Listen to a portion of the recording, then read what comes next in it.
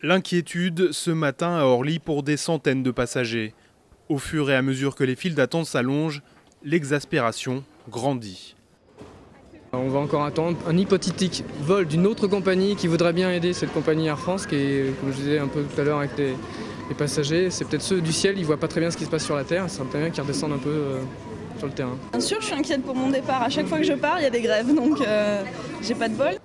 Les retards s'accumulent, mais les syndicats assument. Leur direction veut supprimer des postes sur certains vols. Pour les grévistes, cette décision nuit surtout aux passagers.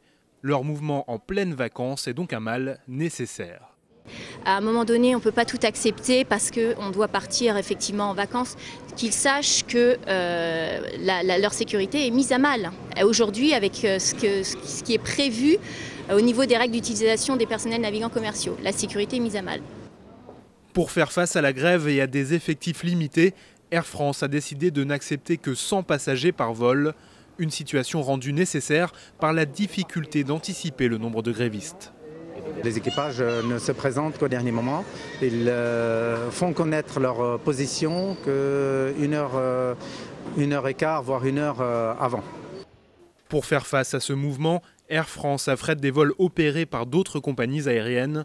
Mais à Orly, les retards s'accumulent déjà. La grève doit durer jusqu'à mercredi.